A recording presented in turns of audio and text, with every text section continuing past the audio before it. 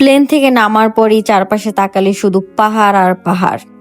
কোনো boarding bridge নেই, সিঁড়ি দিয়েই প্লেন থেকে নামতে হয়। নামার পর যত দূর চোখ যাবে শুধু পাহাড় আর পাহাড়, এবং রানওয়ে হেঁটে পার হয়ে ইমিগ্রেশনে চলে যাওয়া যায়। বলছি ভুটানের কথা। ভুটান দক্ষিণ এশিয়ার একটি ছোট কিন্তু অত্যন্ত সুন্দর পাহাড়ি দেশ। এটি ইন্ডিয়া ও চায়না এই দুই দেশের মাঝে অবস্থিত। ভুটান এত সুন্দর একটি দেশ তা নিজের চোখে না দেখা পর্যন্ত বুঝতেই পারিনি। এত সুন্দরও দেশ হতে পারে তা ভুটান না আসার আগ পর্যন্ত বুঝতেই পারিনি।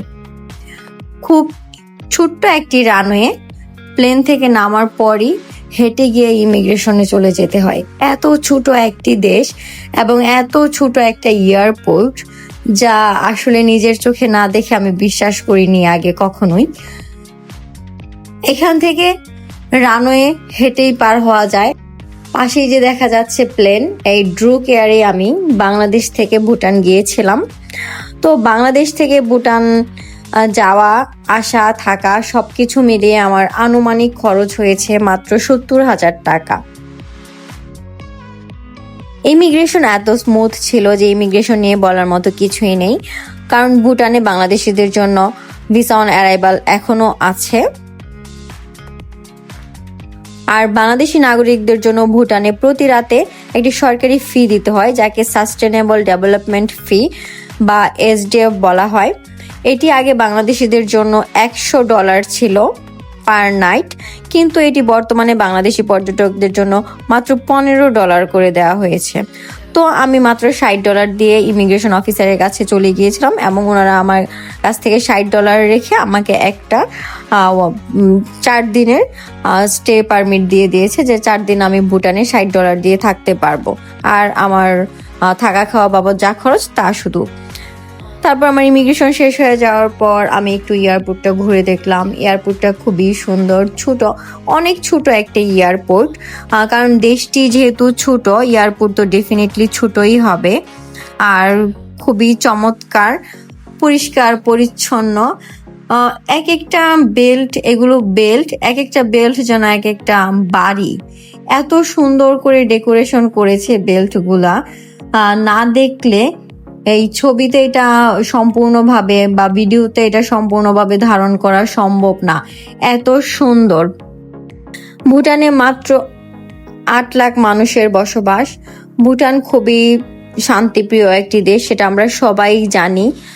আর ভুটান হিমালয় পর্বতমালার মধ্যে অবস্থিত, তার জন্য পর্যটকদের জন্য একটি বিশেষ আকর্ষণ ভুটান, এবং আমাদের বাংলাদেশিদের জন্য খুবই পছন্দের একটি জায়গা। আর এইখানে মাত্র বাংলাদেশ থেকে যেতে সময় লাগে 40 থেকে 45 মিনিটের মতো।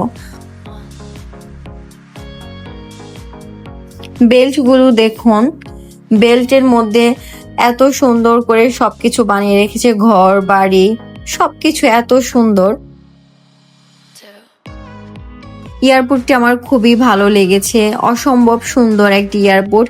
এত ছোট এয়ারপোর্ট কিন্তু এত সুন্দর সাজানো গুছানো আর এত পরিষ্কার, মানে খুবই অবাক লাগে যে যখন বিদেশে যাই তখন এই জিনিসগুলো দেখলে নিজের দেশের জন্য খারাপ লাগে যে কি সুন্দর বিদেশ, এত সুন্দর হয়। দেশগুলো কত সুন্দর সাজানো গোছানো, পরিপাটি, এত সুন্দর। ভিডিওতে সম্পূর্ণ সৌন্দর্য তুলে ধরা সম্ভব নয়, কারণ এত সুন্দর এটা শুধু চোখে দেখেই বিশ্বাস করা যায় এত সুন্দর এয়ারপোর্ট হতে পারে। তো আমি ভুটান আমার 13তম দেশ। আমি সব দেশের এয়ারপোর্ট নিয়েই মোটামুটি ভিডিও করি, তো ভুটান নিয়েও ভিডিও করেছি।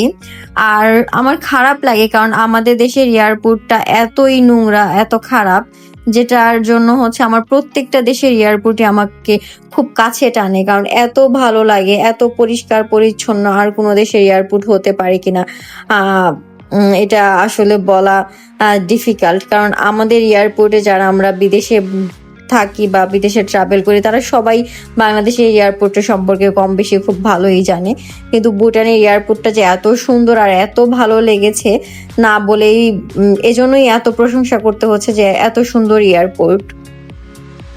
আমি ভুটানে গিয়েছিলাম জানুয়ারি মাসে, কিন্তু তারপরেও প্রচন্ড রকমের শীত ছিল। যদিও আমি শীত যেন কম থাকে তার জন্যই জানুয়ারি মাসে গিয়েছিলাম, কিন্তু তারপরে অনেক শীত ছিল, সর্বোচ্চ টেম্পারেচার ছিল -1 ডিগ্রি, অনেক ঠান্ডা ছিল অনেক।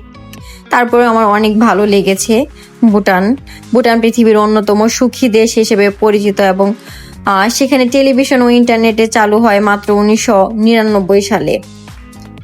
ভুটানে এখনো রাজা ও রাজতন্ত্র চলে, আর এজন্যই হয়তো এই দেশগুলো এত বেশি সুন্দর, পরিপাটি, সাজানো গোছানো, কারণ এইখানে কোনো রাজনৈতিক উশৃঙ্খলতা নেই আমাদের দেশের মতো। ভুটান পৃথিবীর সবচেয়ে পরিবেশ বান্ধব দেশগুলোর একটি। প্রায় 70% এলাকা বনভূমি। এখানে বেশিরভাগ জায়গায় পাহাড় কেটে কেটে ছোট ছোট করে কিছু বাসস্থানের জায়গা করা হয়েছে, আর বাদবাকি যা আছে সবই পাহাড়।